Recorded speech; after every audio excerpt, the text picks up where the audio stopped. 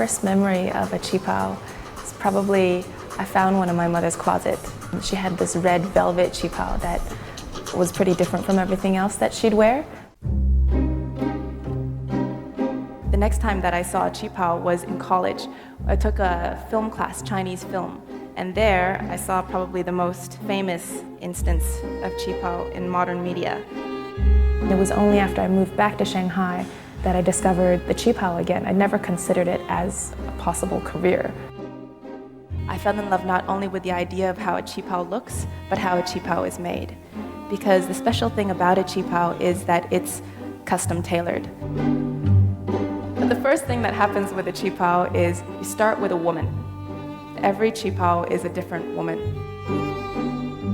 To me, the idea of getting something custom made to yourself, that's haute couture, and that's pretty unachievable for most people. The way that my designs are different from the traditional qipaos is probably mainly in the fabrics that I choose. Most of the fabrics I offer are silks, and I go and source them myself. I go into Hangzhou and Suzhou, which are two regions of China very famous for their silk production.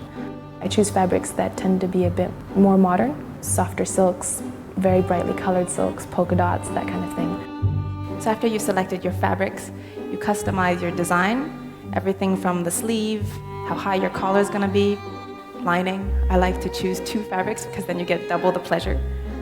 Buttons, there's a button making activity out there. We make all of our own buttons from silk because it's just that much more special.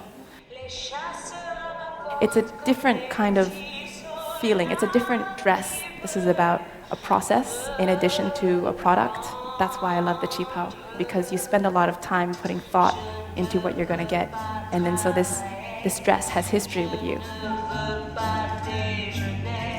The qipao, the height of its popularity must have been around 1930. So we're coming back to the time when it's quite charming. I think in the next 20 years, especially with people in China becoming more aware of their power, they want to look back into their heritage. And I hope that Chinese dress will incorporate more of its own history and that it'll have more of an influence around the world in the next 20 years.